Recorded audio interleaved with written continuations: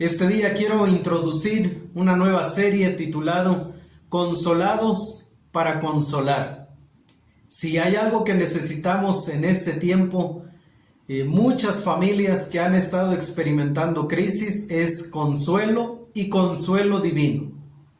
Nadie esperaba que este año llegara con crisis a nuestras vidas. Crisis de salud, crisis financiera, crisis política, crisis social, crisis emocionales y espirituales. Usted puede generar una cantidad de ahorro y eso le ayudará a sobrevivir en medio de una crisis financiera. Pero la realidad es que no estamos preparados para las crisis emocionales y espirituales que llegaron como una avalancha y siguen llegando en lo que va de este año.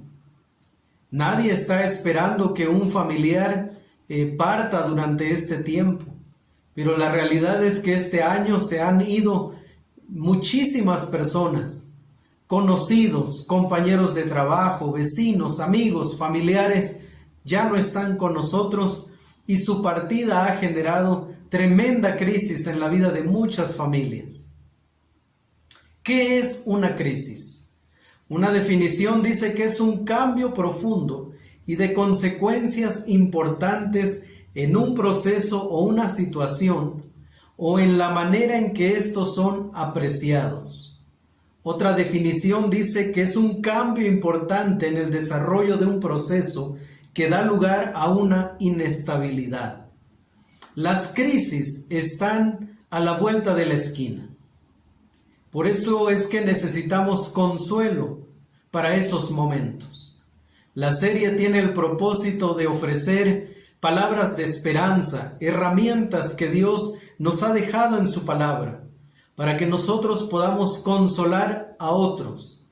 Consolados para Consolar es una serie que tiene el propósito de descubrir cómo Dios opera en medio del dolor, cómo Dios opera en medio de la aflicción, y luego cuáles son los recursos que Él nos ha dado a nosotros para poder bendecir la vida de los que están sufriendo, que en este momento hay muchísimas familias que necesitan consuelo.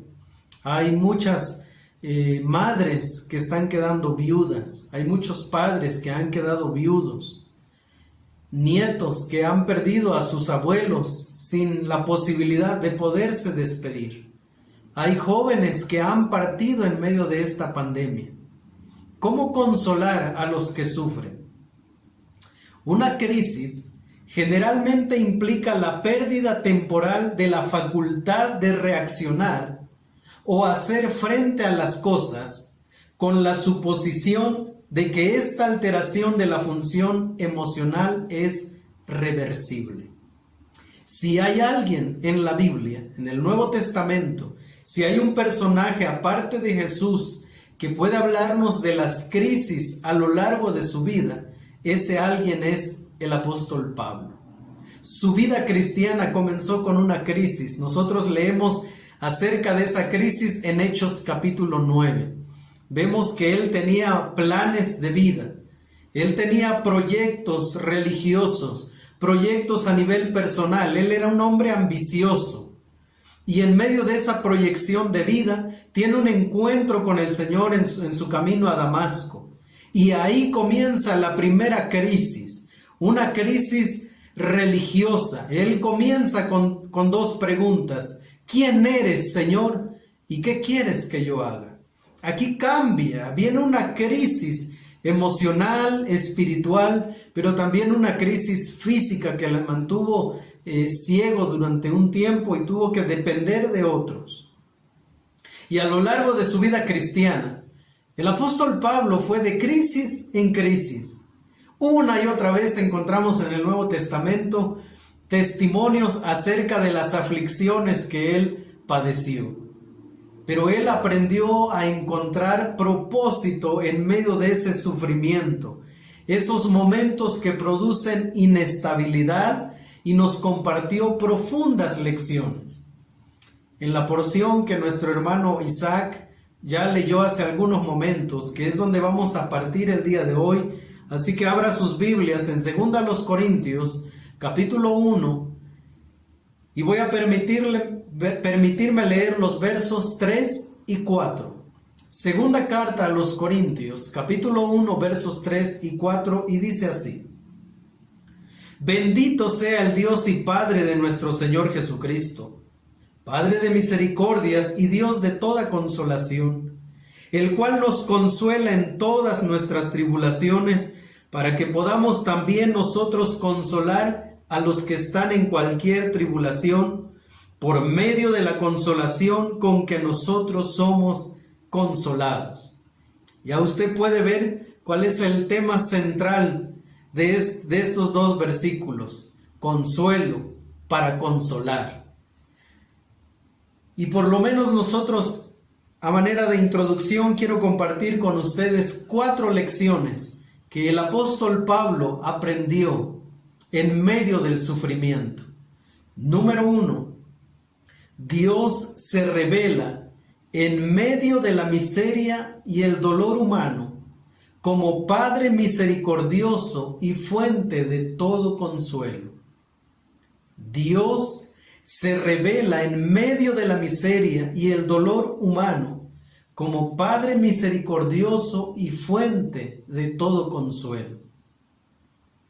Si hay alguien que comprende el dolor humano a perfección, ese es Dios, y se revela como un Padre misericordioso. Si hay alguien que comprende la frustración, la profunda aflicción que usted puede estar experimentando en este momento, ese alguien es Dios. Número 2, encontramos en estos textos también que Dios actúa con compasión en medio de las crisis. Dice la primera parte del verso 4, el cual nos consuela en todas nuestras tribulaciones. Si hay algo que nosotros necesitamos en medio de la aflicción, es alguien que se acerque, no para juzgar, no para condenar, no para regañar, no para reclamar. Si hay algo que necesita el corazón que está siendo afligido, necesita a una persona que pueda actuar con compasión. Y Dios es esa persona que se acerca al sufrimiento con una compasión profunda. En tercer lugar, aprendemos que Dios interviene con propósito en medio de la aflicción. Dios interviene con propósito en medio de la aflicción, dice la segunda parte del verso 4, para que podamos también nosotros consolar a los que están en cualquier tribulación. Entonces Dios obra con un propósito. Cuando Él va a consolar a alguien, Él está esperando que la persona que está siendo ministrada por el Señor ministre a otros en medio del dolor, que se acerque con empatía, compasión y misericordia hacia los demás. Porque esa es la manera en que Dios actúa con nosotros en medio de nuestro dolor. Eso es lo que el apóstol Pablo había aprendido. Y en cuarto lugar, la última parte del verso 4 dice: por medio de la consolación con que nosotros somos consolados. Aprendemos en cuarto lugar que Dios capacita en medio del sufrimiento. Dios capacita en medio del sufrimiento. ¿Y qué quiere decir esto? Que cuando nosotros experimentamos el confort, el consuelo, la dirección divina, Dios nos está preparando a nosotros para que de esa misma manera nos acerquemos a aquellos que están sufriendo, a aquellos que están experimentando dolor, enfermedad, pérdida. Él espera que eso que Él ha hecho con nosotros, nosotros lo hagamos con los demás. Lamentablemente, muchos se acercan al que sufre solamente para condenarle. Esos fueron los amigos de Job. Llegó un punto en el que los amigos le dijeron: tú estás sufriendo por las acciones tuyas, porque hay pecado en tu vida, porque algo no has confesado. Pero el apóstol Pablo nos está enseñando que de la manera en que él había sido consolado por el Señor, que de la misma manera que él había sido objeto de su amor, de su misericordia y de su compasión, de esa misma manera nosotros o él se acercaba ahora a los que sufren. Ese es el corazón de esta porción. Y este año pasará la historia como el año del COVID-19. Hemos tenido que implementar hábitos higiénicos que antes no teníamos. Nuestro trato a nivel personal ha sufrido cambios drásticos. Poco a poco nos estamos acostumbrando a usar artículos que no pensábamos que serían parte de esta nueva normalidad. No obstante, hay circunstancias a las que adaptarse va a costar, va a tomar mucho tiempo, muchos meses, probablemente toda una vida. Está costando lágrimas, dolor, desesperación, turbación, profunda añoranza. Y me refiero nada más y nada menos a la partida inesperada de seres queridos.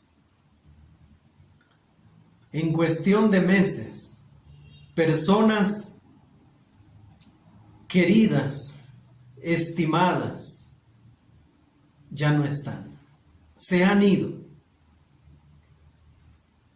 El título de este primer mensaje es Consolados en el duelo. Consolados en el duelo. Nadie está preparado para el duelo. La muerte de un ser querido es una experiencia amarga y dolorosa. Va desde un sentimiento transitorio de tristeza hasta una sensación de desgarro y desolación completa, que en los casos más graves puede durar años, incluso toda una vida. Hay muchas personas que no pueden superar el duelo.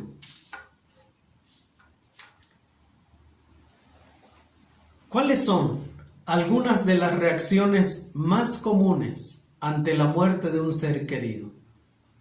Yo estoy seguro que usted ha visto algunos de ellos, algunas reacciones como las que vamos a ver este día. Por ejemplo, enojo. En 2 de Reyes 4:28 leemos acerca de la tsunamita, que cuando se le murió su único hijo, además que lo tuvo ya en una edad mayor, cuando se le murió, ella fue a ver al profeta y le dijo: ¿pedí yo un hijo a mi Señor? ¿No dije yo que no te burlases de mí? Enojo, ella se sintió burlada por el profeta. Esa fue su reacción ante la partida, ante la muerte de su hijo. Pero vemos una segunda reacción con el rey David. Después de que él adulteró con Betsabé, nació un hijo. Y en medio de ese proceso llegó una reprimenda de parte del Señor a través del profeta Natán. Y el profeta le dijo que el niño que había nacido moriría. Después de haber recibido la noticia, el rey David comenzó a orar y a ayunar por causa del niño. Dice 2 de Samuel 12, 16 y 17: Entonces David rogó a Dios por el niño, y ayunó David, y entró y pasó la noche acostado en tierra. Y se levantaron los ancianos de su casa, y fueron a él para hacerlo levantar de la tierra, mas él no quiso ni comió con ellos pan. Había un profundo sentimiento de culpa en la vida de David. Él sabía que lo que venía era por causa de su desobediencia. Así que él estaba lleno de culpa antes de que llegara la muerte del bebé. Pero mire otra reacción años después.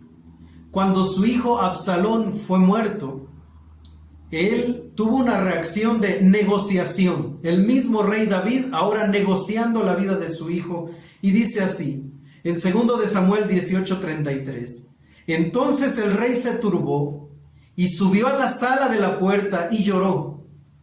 Y yendo decía así: Hijo mío, Absalón, hijo mío, Absalón, ¿quién me diera que muriera yo en lugar de ti? Yo en lugar de ti, Absalón, hijo mío, hijo mío.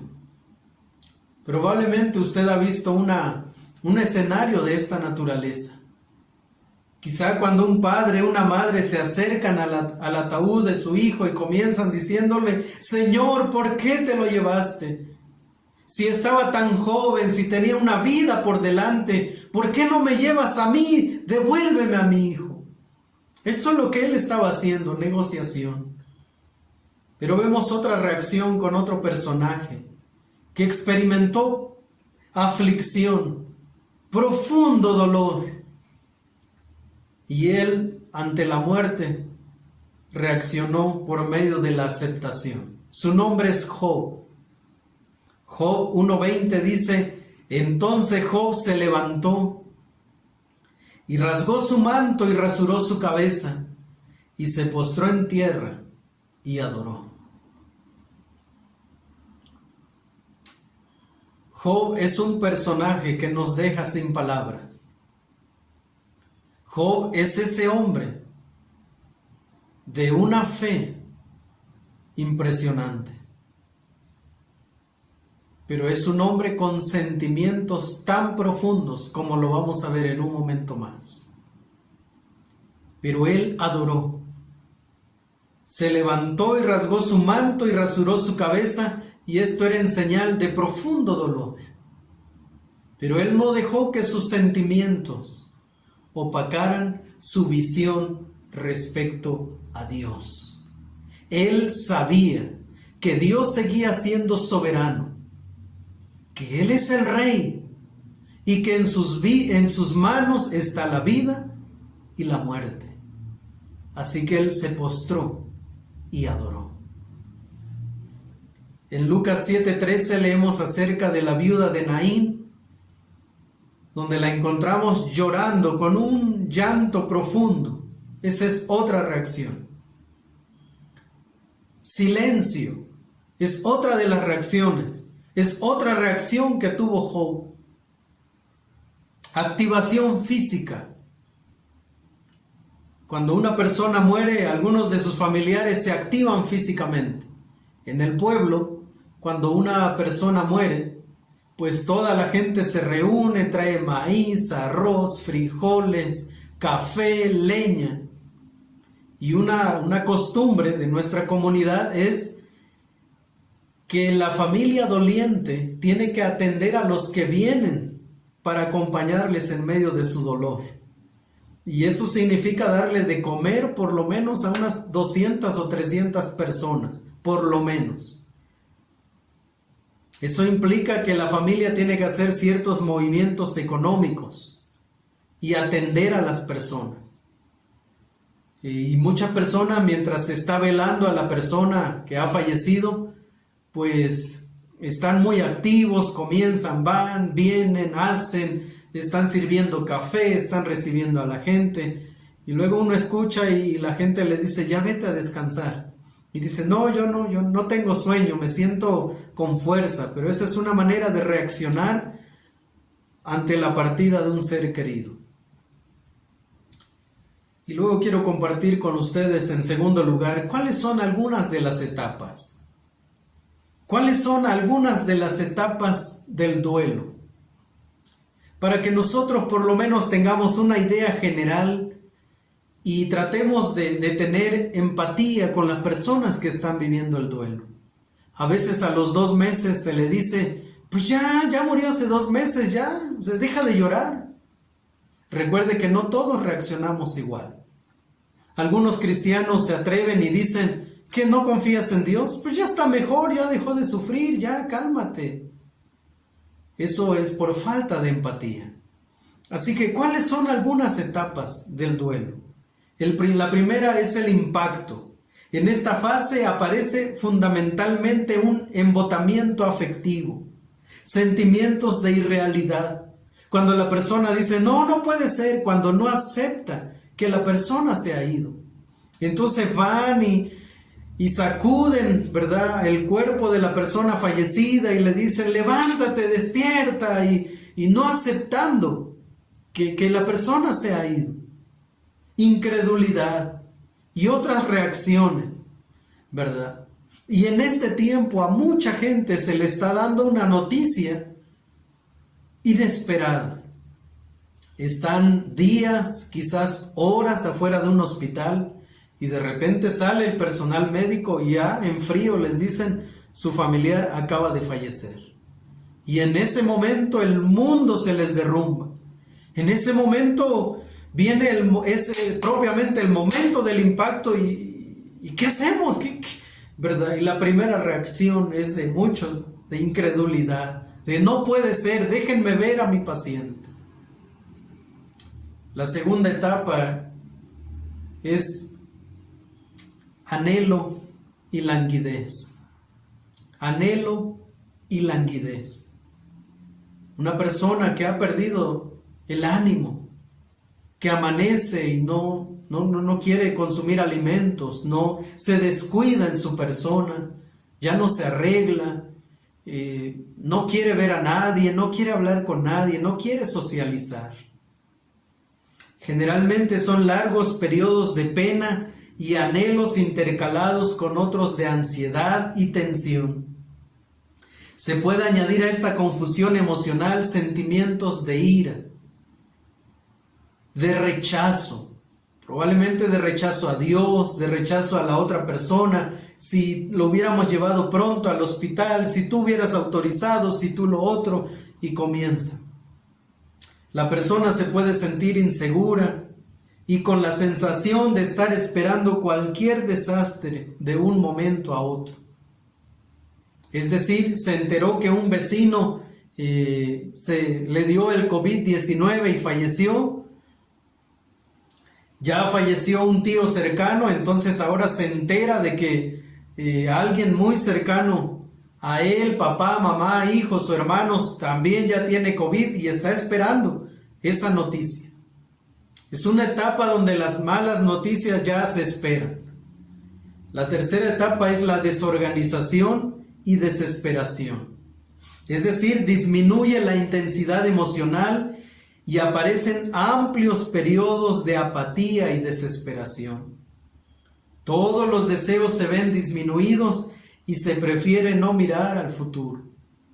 Y entonces tenemos a una persona que se le dice, ánimo, ¿verdad? Tus hijos te necesitan. Y claro, esa persona no está enfocada en sus hijos. Tenemos que continuar con el negocio, hay que seguir adelante. La persona ha perdido el rumbo, no está pensando en las pérdidas o ganancias económicas del trabajo. Puede aparecer en esta etapa aislamiento social y el doliente puede comportarse como si hubiese sido mutilado físicamente. Y la última etapa se le conoce como la reorganización y la recuperación. Se recupera el apetito por la comida. No sé si a ustedes les ha tocado ver personas que están en duelo y pues comienzan a perder peso, se descuidan y los vuelve a ver meses después y uno los ve recuperados, con nuevos bríos, con nuevos proyectos, tratando de asimilar la partida de su ser querido. Los aniversarios suelen ser momentos de revivir el duelo. El 11 de septiembre de este año mi papá cumplió 3 años que partió a la presencia del Señor. Y por primera vez, hermanos, en estos años, recibí esa fecha con gozo en mi corazón, agradecido al Señor. Pero recuerdo el primer año, fue recordar ese día de la partida de mi papá, pues causaba impacto emocional. Pero puedo decirles que gracias al Señor ya junto con mi familia hemos pasado la etapa de duelo y ahora mi papá ha quedado como ese hermoso recuerdo de nuestra vida. Él es parte de nuestra vida, pero ya ha quedado en el plano de recuerdo, en el plano propiamente emocional. Pero probablemente las personas que están perdiendo familia durante estos días, el próximo año, van a vivir periodos de pesadez, de dolor, y van a decir, justamente hace un año murió tu papá. Y lo van a recordar con dolor, lo van a recordar con pesadez, porque se extraña a la persona, porque se está pasando un proceso de duelo. Pero no olvide que es en medio de las tribulaciones, en medio de las dificultades, es que Dios se manifiesta como un Padre amoroso. Las vacaciones pueden ser un momento de escape de todo lo que recuerda al fallecido. Aparecen otra vez paulatinamente las emociones en esta última etapa.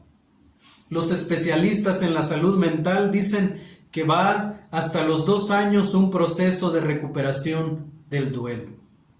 Por eso, hermanos, debemos ser compasivos con los que están viviendo el duelo. Si los vemos en una conversación que se toca el nombre de la persona fallecida y de repente usted los ve llorar, sepa que están todavía en su proceso. Esto no es fácil. Esto es un proceso emocional. Pero ¿cómo comienza? Y ese es el tercer encabezado del día de hoy. ¿Cómo comienza el camino para la sanidad emocional y espiritual? ¿Qué recursos tenemos en la palabra de Dios que nos pueden a nosotros enseñar a cómo llegar a un punto donde uno recuerda a su ser querido, pero ya no afecta? En primer lugar, aceptar la realidad de la pérdida. Aceptar la realidad de la pérdida. Mire lo que hizo el rey David cuando él supo que el niño, el bebé, había muerto. Segundo de Samuel 12, 18 al 23 dice: y al 7º día murió el niño, y temían los siervos de David hacerle saber que el niño había muerto, diciendo entre sí: cuando el niño aún vivía le hablábamos y no quería oír nuestra voz. ¿Cuánto más se afligirá si le decimos que el niño ha muerto? Mas David, viendo a sus siervos hablar entre sí, entendió que el niño había muerto. Por lo que dijo David a sus siervos: ¿ha muerto el niño? Y ellos respondieron: ha muerto. Entonces David se levantó de la tierra y se lavó y se ungió y cambió sus ropas y entró a la casa de Jehová y adoró. Después vino a su casa y pidió, y le pusieron pan y comió. Y le dijeron sus siervos: ¿qué es esto que has hecho? Por el niño, viviendo aún, ayunabas y llorabas, y muerto él, te levantaste y comiste pan. Y él respondió: viviendo aún el niño, yo ayunaba y lloraba, diciendo: ¿quién sabe si Dios tendrá compasión de mí y vivirá el niño? Mas ahora que ha muerto, ¿para qué de ayunar? ¿Podré yo hacerle volver? Yo voy a él, mas él no volverá a mí. El primer paso para la sanidad es aceptar la realidad de la pérdida. Es aceptar que la persona amada ya no está. Siempre va a ocupar un lugar en el corazón. En los recuerdos va a estar ahí presente. Pero es aceptar que su presencia física se ha ido. Y es aquí donde muchos pues batallan por aceptar que la persona ya no está.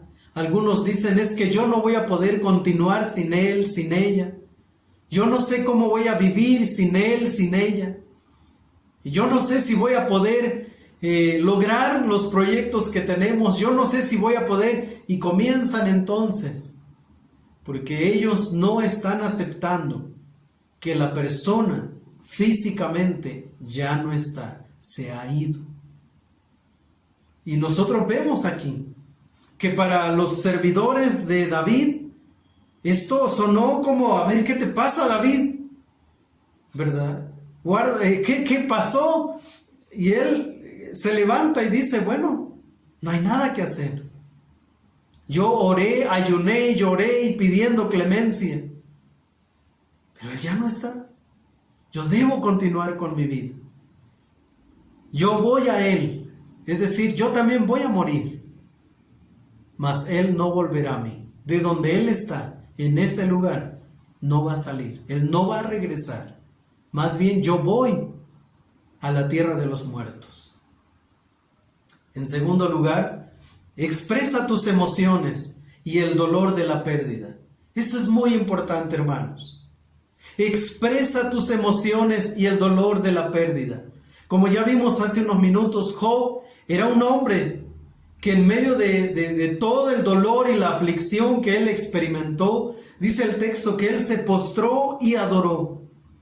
Pero en el capítulo 3 nosotros leemos lo siguiente: no puedo comer a causa de mis suspiros. Mis gemidos se derraman como el agua. Lo que yo siempre había temido me ocurrió. Se hizo realidad lo que me horrorizaba. No tengo paz ni tranquilidad, no tengo descanso, solo me vienen dificultades. Llegó un momento en que él no pudo contener su dolor. Llegó un momento en que él no pudo contener sus emociones y él lo sacó. Incluso, hermanos, él dice, empieza: maldito sea el día en que yo nací. Imagínense, Job, el adorador. Llegó un momento en el que no pudo contener ese profundo dolor por la partida de sus hijos. Así que, usted que está escuchando, viendo este mensaje, si se ha guardado sus sentimientos, si usted dice, no quiero que mis hijos me vean llorar, no quiero que mis papás me vean llorar, va a llegar un punto en el que no va a contener todo eso y va a sacarlo. Así que llore, porque llorando el corazón se descarga. Número 3, adaptarse a un medio en el que el fallecido está ausente. Adaptarse a un medio en el que el fallecido está ausente. Siempre va a estar en nuestro corazón, pero físicamente ya no está. Yo a veces manejando recuerdo conversaciones con mi papá. A veces en alguna expresión de Suriel, él tiene algunos movimientos muy parecidos a los de mi papá y me traen recuerdos de mi papá. Algunas conversaciones vienen a mi mente, pero ahora él ocupa un lugar especial en mi corazón. En mi mente, yo jamás voy a olvidar a mi papá. Y jamás lo voy a sacar de ese espacio que él tiene en mi corazón, un lugar muy especial. Pero después de su partida, tuvimos que aprender a adaptarnos a un medio en el que él ya no estaba. En 2 de Samuel 1-4, después de la muerte de Jonatán y Saúl, y que David y Jonatán tenían una amistad tan íntima, tan profunda, llegaron a ser los mejores amigos para toda la vida. Él, cuando supo de la muerte de su amigo Jonatán, él le lloró, y le lloró profundamente, y él escribió un cántico para su amigo. Y después de eso, esto es lo que hizo David. Después de esto aconteció que David consultó a Jehová diciendo: ¿subiré a algunas de las ciudades de Judá? Y Jehová le respondió: sube. David volvió a decir: ¿a dónde subiré? Y él le dijo: a Hebrón. Y él toma a sus mujeres, a sus hijos, y allá lo hacen rey. Pero la vida continúa. Por supuesto que él le guardó un lugar especial a su amigo Jonatán, pero la vida tenía que continuar. Y esto nos lleva a otro elemento más: recolocar emocionalmente al fallecido y continuar viviendo. Recolocar emocionalmente al fallecido y continuar viviendo. Es decir, tenemos que ahí tenerle un lugar especial en nuestro corazón. Ya no está. No tenemos la capacidad de olvidar a las personas que amamos. Cuanto más cuando han partido en medio de estas circunstancias. El dolor, por supuesto que se va a varios meses. Pero ahora Él va a ocupar un lugar en nuestro corazón de manera emocional, ya no física en nuestro diario vivir, pero ahora en nuestro corazón.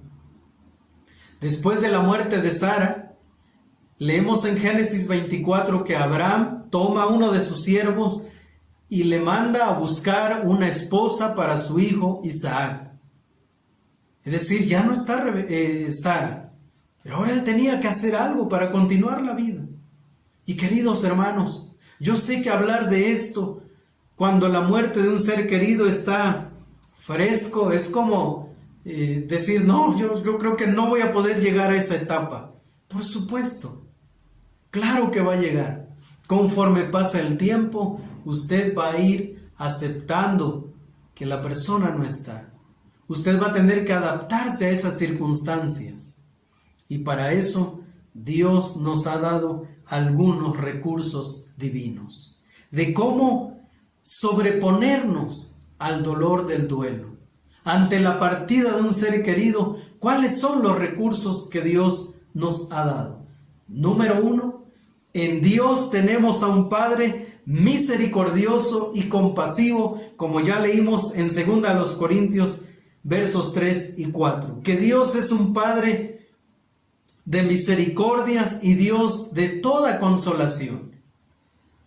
Si usted piensa que no hay nadie, si usted siente que nadie entiende su dolor, en Dios tenemos a un Padre amoroso, un Padre que se detiene ante el dolor, ante las horribles consecuencias del pecado, como la muerte. Dios se detiene para aliviar el dolor de los que están sufriendo por causa de la pérdida de un ser querido.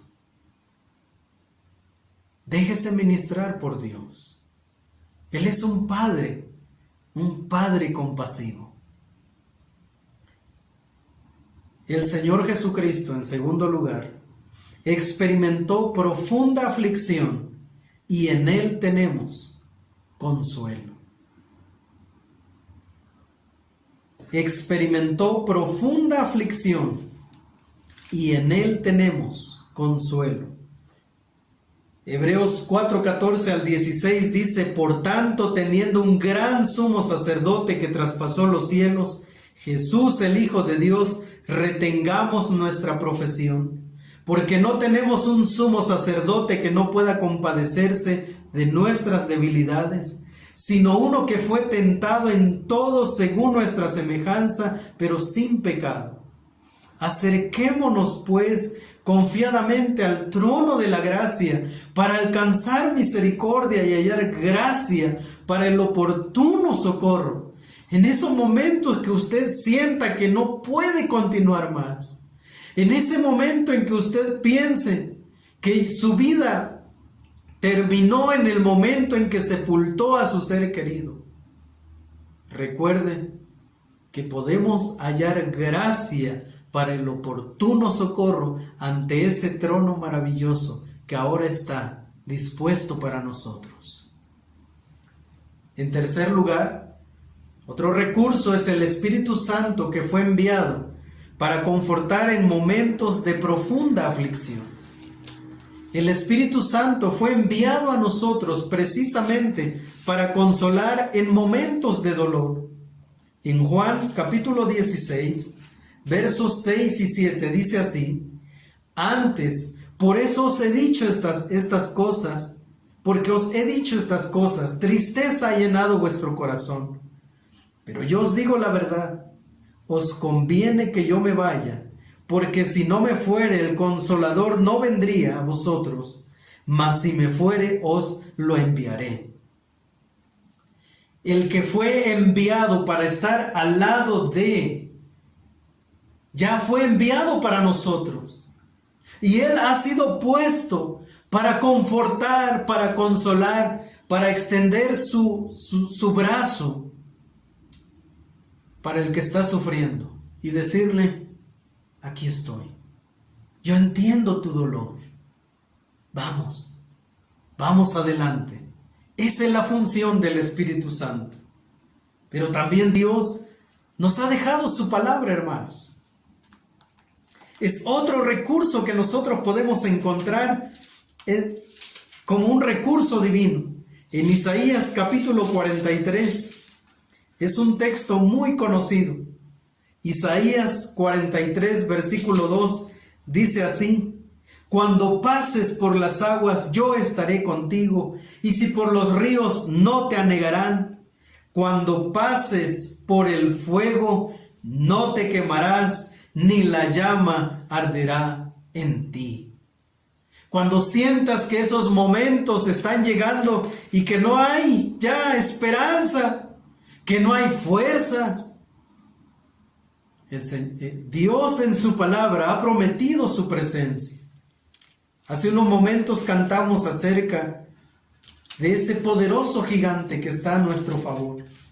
Jeremías 20:11 dice: mas Jehová está conmigo como poderoso gigante. Por tanto, los que me persiguen tropezarán y no prevalecerán, serán avergonzados en gran manera, porque no prosperarán, tendrán perpetua confusión que jamás será olvidada. Qué reconfortante, hermanos, que hay un poderoso gigante presto para ayudar al que sufre. Y eso lo encontramos en su palabra. Y finalmente, el último recurso divino que Dios nos ha dado es la iglesia, el cuerpo de Cristo. Primera a los Corintios 12:25 dice que cuando un miembro se duele, todos los demás se duelen con él. La bendición de pertenecer a una congregación local es que tenemos recursos humanos, hermanos que han pasado por procesos de dolor y que gracias a su experiencia ellos pueden animarnos, ayudarnos, consolarnos. Santiago 5:14 al 16 nos anima que en momentos de dificultad dependamos también de los demás, del cuerpo de Cristo, para que ellos ministren nuestra vida. Queridos hermanos, queridos amigos que están viendo el mensaje, Dios nos ha dejado recursos para que el proceso del duelo sea llevadero. No significa que mañana usted va a olvidar. Significa que en el camino tenemos compañía, tenemos confort, tenemos refugio. Ante circunstancias de esta naturaleza, los creyentes somos llamados a dar palabras de esperanza. Efesios 4:29 dice que sus palabras contribuyan a la necesaria edificación y sean de bendición para quienes escuchan. Y esto incluye en el momento en que usted recibe una noticia de que alguien ha fallecido. Esto incluye el momento en el que usted va a tomar el teléfono para hablar con una persona que está en duelo. A veces yo he escuchado expresiones de creyentes que pues son frases que ya se usan de manera tradicional. Mi más sentido pésame. Estoy contigo en tu dolor. Que el Señor te dé pronta resignación y otras frases que ya son cliché, que en realidad no ayudan al corazón, hermanos, honestamente. Nosotros tenemos la palabra del Señor.